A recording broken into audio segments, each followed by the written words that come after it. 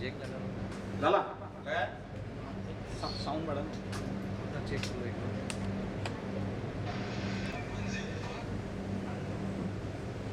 बढ़ाओ ना कुछ बोलो हेलो हेलो एक फाइन ब्रेक के बाद फिर से चालू करें देख चेक कर लो सर बरोबर है ओके सर मैं कुछ नहीं बोलूंगा मैं कुछ भी नहीं बोलूंगा प्रिया आगे आगे प्लीज प्लीज खाली रखिए सीट लेडीज फर्स्ट है हमारे में सर आप इधर बैठो अरे तो आ रहा है, चल जाएगा।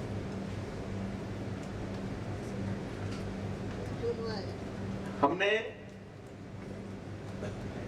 प्रशांत भाई माइक देने के पहले रोहित भाई को बोला था कि कविता हमको नहीं मांगती और एक बार चेक करो बस मेरी इतनी कंप्लेंट है और कोई कंप्लेंट नहीं वेल मुझे लगता है क्लब के बारे में हमने काफी कुछ बोला है हमारे जितने भी डे टू डे एक्टिविटीज है उसके बारे में हमने काफी कुछ बोला है लेकिन फिर भी बहुत सी बातें हैं जो रह जाती हैं एक फ्लो में आप चालू होते हो कभी कभी आप पूरी कर लेते हो कभी कभी बाकी रह जाती हैं आज हमारे बीच में सब गेस्ट हैं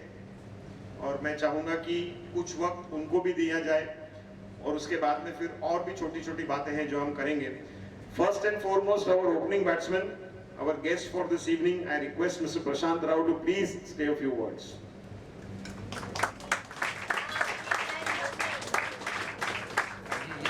ये मैन है सबसे मुश्किल काम मुझे दिया है मुझे लगा था कि मुझे कम से कम सेकंड लास्ट बोलने दिया होता तो अच्छा होता क्योंकि सब लोग बोलते हैं उसमें से थोड़ा पॉइंट चोरी करके कॉपी करके पास हो जाता लेकिन पहला ही काम मुझे दिया है हाँ पहला इन्होंने लेकिन मेरा बहुत मैं इस बात का मतलब निषेध व्यक्त करता हूँ कि अजय भाई ने प्रवीण भाई के बारे में एक डायलॉग बोला वो मुझे पसंद नहीं आया एक बात मुझे अच्छी नहीं लगी मैं बहुत फ्रैंकली बोलूंगा मुझे कोई फर्क नहीं पड़ता क्योंकि आपके क्लब में मेरा बेटा है नहीं तो आप निकाल नहीं सकते उसको और उसका सिलेक्शन प्रोसीजर रोक नहीं सकते क्योंकि सिलेक्ट ही नहीं हुआ है और वो बात ये है कि एक फ्रेंड की इधर पहचान कराई उनका सम्मान किया आई थिंक अरविंद भाई ने तो इन्होंने कुछ बोला बचपन से एक ही बेंच पे बैठे थे तो तुरंत अजय भाई ने एक ऑब्जेक्शनल डायलॉग बोला क्या बोला मालूम है देखा वो अभी तक इधर चका आपके बाल झड़ गए मेरे को बहुत बुरा लगा इस बात देखो इस इंसान को गौर से वर्ल्ड का इकलौता इंसान है जिसका भगवान भी बाल बाका नहीं कर सकता क्या बात कर रहे हो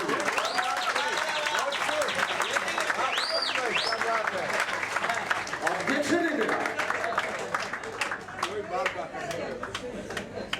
बदला तो लेना चाहिए ना मेरे को भाभी के सपोर्ट में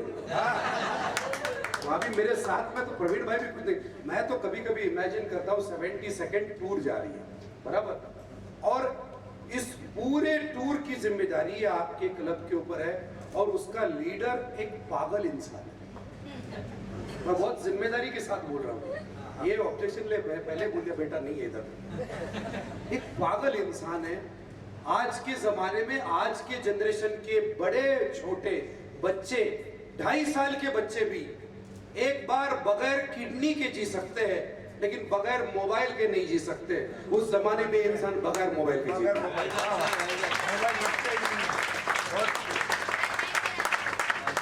ये नेशनल पार्क के उनके जो फ्रेंड्स आए हैं ये लोग जब घूमने जाते होंगे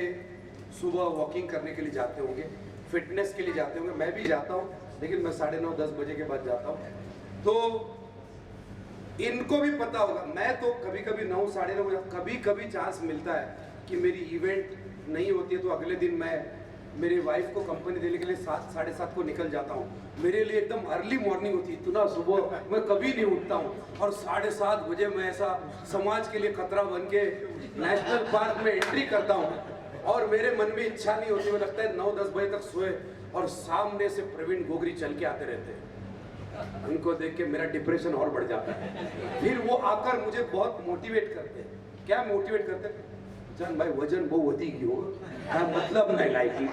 તમે रनिंग करो मैं बोला यार सुबह सुबह ये क्यों मिले लेकिन ये इंसान रोज सुबह वहां पहुंचता है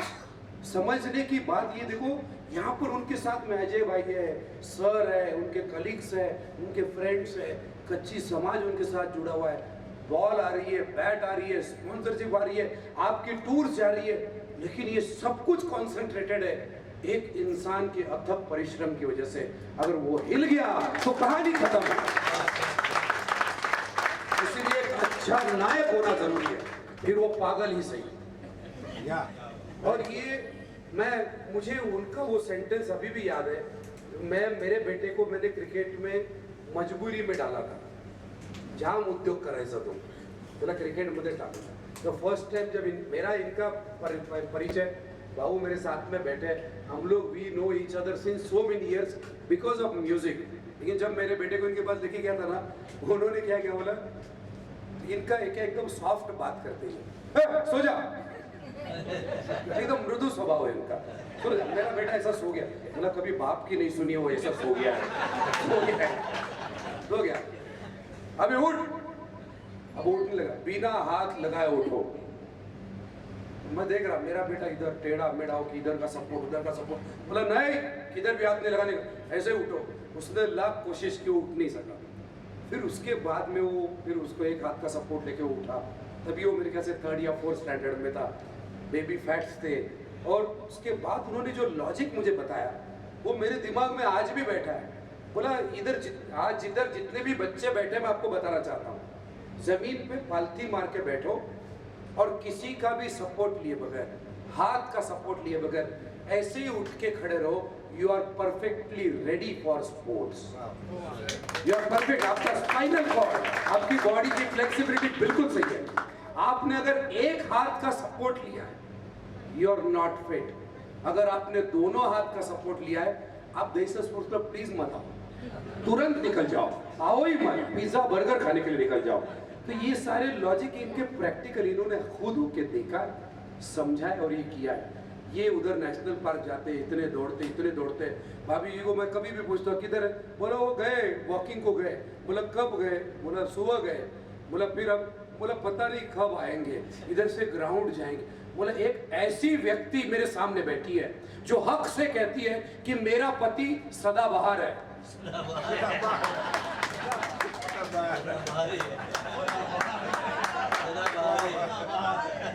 ऐसा सुख सबको नहीं मिलता और आप लोगों को क्या कमी है आपको शानदार यूनिफॉर्म्स मिलते हैं किट मिलता है अभी अजय भाई ने बहुत मुद्दे की बात कही अंडरगारमेंट भी अपने बच्चे को मत दीजिएगा सब हमने इंतजाम किया है सुई धागा भी नहीं देने का इतना कोई नहीं करता आज की तारीख में आज की तारीख में क्रिकेट की कोचिंग की दुनिया बहुत स्वार्थ भरी बनी है और सिखाने से ज्यादा अपना घर कैसे चले इसका इंतजाम करके लोग बैठे मेरा क्रिकेट से कोई संबंध नहीं था मेरा बेटा क्रिकेट खेल रहा था भाऊ के पास मैं गया भाऊ सर के पास मुझे लेके गए मेरे बेटे को मैं बहुत साल तक उसका पीछा करता रहा बाद में मुझे पता चला कि क्रिकेट ये बच्चों को खेलना है उसके माँ बाप को नहीं लेकिन आप देखो सिलेक्शन में जाके देखो ऐसे ऐसे माँ बाप टेंशन में बैठे रहते जैसे अभी वो एयर स्ट्राइक पुलवामा का इनके ऊपर ही होने वाला है और ऐसा डिस्कस तो आला ना तो पायाड्याचा कोच येतो तो आता हाथाने नाव लिहिलं क्या चल रहा है इतना ऑब्जर्वर तो ऑब्जर्वर ही नहीं करता है ये लिखते रहते डिटेल कर एक दूसरे से बात कर माँ बाप के ग्रुप बन जाते हैं और माँ बाप के एक ग्रुप बना तो दूसरा ग्रुप बोलता है अच्छा ये देख उसके साथ में जा रहा है ना अब ये उसको फोन करेगा उसके बेटे का क्या चल रहा है यार हमारे बच्चे को खेलने दो उसके डेस्टिनी में अगर लिखा है कि उसको क्रिकेटर बनना है और अगर वो खुद मेहनत कर रहा है उसको बनना है 100% बनना है और जिसको नहीं बनना है जिसको क्रिकेटर नहीं बनना है उसमें कई लोगों को मैंने ये भी देखा है कि माँ बाप पोलियो डोज का इंजेक्शन लेकर उसके पीछे घूमते हैं अरे सिलेक्शन चल रहा है इधर से लाइव कमेंट्री हाथ जरा घुमा वार्म अप कर लेफ्ट लेग क्या कर रहे हैं आप लोग साले तेरे को तो तेरे बाप ने खड़ा भी नहीं किया था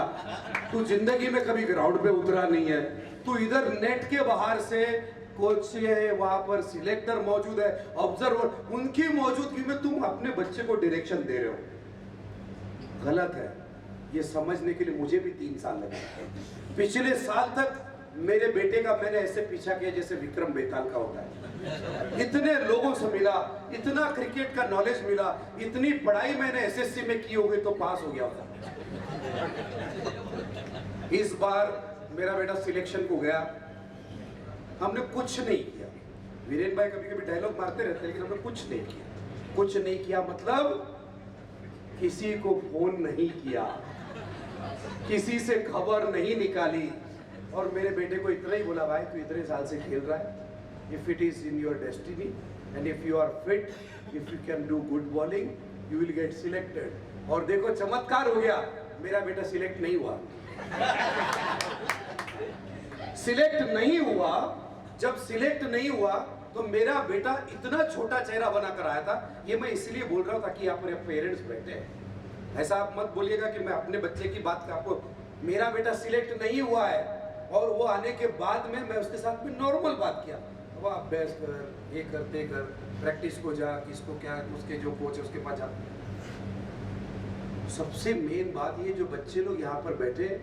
जो क्रिकेट में अपना करियर बना रहे हैं, वो जितना खेल रहे हैं उससे भी ज्यादा सपने तो उनके माँ बाप देख रहे हैं। हाँ,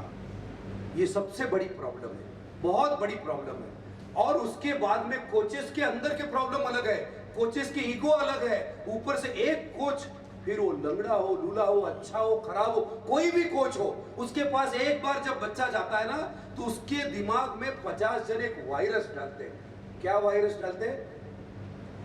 तुम दूसरे कोच के पास मत जाना, जाओगे तुम्हारी एक्शन बदल जाएगी और तुम खत्म हो जाओगे। और 15 लोगों की लिस्ट दी जाती है, ये देख क्या सॉलिड था, खत्म हो गया। बैटिंग में इसके पास तुम ये, कुछ लोग इतने महान हैं कि उन्होंने कहा नॉकिंग के लिए ये कोच अच्छा है,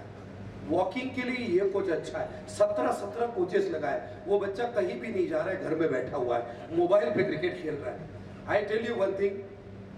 एक व्यक्ति को सरेंडर करो, सही हो या गलत हो, एक गुरु को सरेंडर करो, वो मुकम्मल हो, वो हमेशा आपको रिजल्ट देगा, 100% रिजल्ट देगा। लेकिन बेईमानी कभी मत करना इस क्रिकेट के साथ में। और दूसरी बात, एक मैं व्हेन आई स्टार्टेड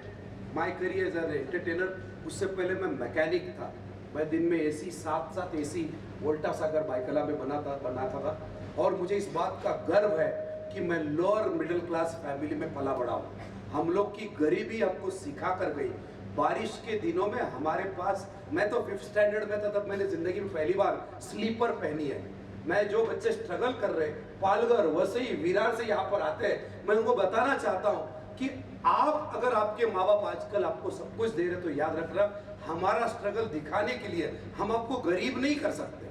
भाई हम लोग गरीब थे, तुम भी गरीब हो जाओ, चलो आज से तुम लोग स्ट्रगल नहीं। एक necessity is the mother of invention. Slipper पहन के हम लोग स्कूल जाते थे, बारिश के दिनों में कीचड़ की छींटे उड़ते थे, तो 50 पैसे का एक जाड़ा रबर आता था, वो हम लोग हमारे स्लीपर के ब्रैकेट में अटकाते थे और उसको ऐसा स्लीव की तरह चढ़ाते थे, कीचड़ नहीं उड़ता था। ये हमने ढूंढ के निकाला था हमारी जरूरत के अनुसार। आप लोगों को एक ही कहना है, पहले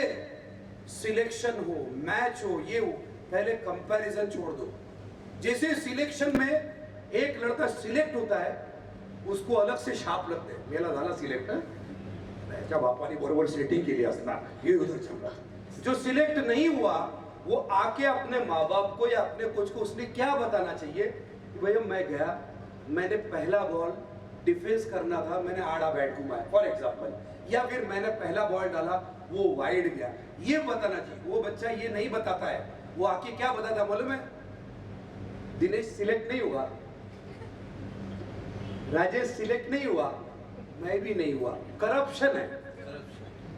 बॉस। क्या करप्शन की बात कर रहे हो? अगर आप क्रिकेटर बनना चाहते हो, आप लड़की हो या लड़का हो, याद रखो, घर से निकलकर चर्चगेट तक रास्ते में जितने भी मैदान दिखते हैं, वर्किंग आवर्स में, सूरज की रोशनी में जितने भी बच्चे आपको खेलते हुए दिखेंगे, कम से कम बोरीवली से लेकर चर्चगेट तक आपको 15 से 20 हजार बच्चे रोज खेलते हुए दिखेंगे। याद रखना, सिर्फ बंबई के वेस्टर्न लाइन में ये 15,000 बच्चे आपके साथ इंडिया की टीम के लिए कंपटीशन में ऑलरेडी खड़े हैं। आप लोग कहीं नहीं हो, आपको बहुत बड़ी लड़ाई, मैं तो खाली मुंबई के वेस्टर्न लाइन की बात कर रहा हूँ। पूरा बंबई में ऐसे लाखों बच्चे हैं और महाराष्ट्र में और इंडिया में टोटल कैलकुलेट कर करोड़ों बच्चे खेल रहे हैं। किस में आने के लिए? उन 15 लोगों में आने के लिए जो इंडिया को रिप्रेजेंट करते हैं। इसीलिए टारगेट हाई रखो, लेकिन रिजल्ट आपको यहीं पर देना।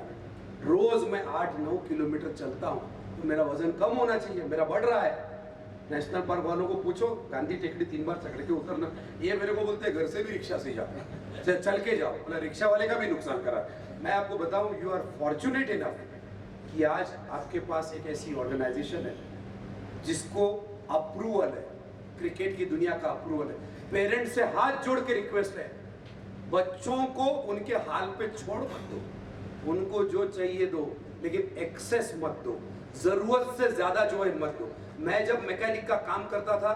तब मैंने एक बार एक पाना चोरी किया था, तपारिया का पाना आता था, बड़ा अच्छा था, मैंने चोरी किया था। तो मेरे पिताजी को जब पता चला तो अगले दिन वो मेरे को लेके गए when I was doing apprenticeship. वहाँ पर उन्होंने मेरा वो पाना रिटर्न करवाया। वो जो हमारे सुपरवायझर थे उनसे माफी मंगवाई और सॉरी कहने को बोला ठीक आहे, हरकत नाही, लहान मुलगा अजून त्याला काय चालतं, घेऊन गेला असेल, परत आणून दिला ना। बोला नाही, ह्याला तुम्ही काढा अप्रेंटिस, मेरे नौकरी से निकाला उधर से, मेरे पिताजी ने निकलवाया।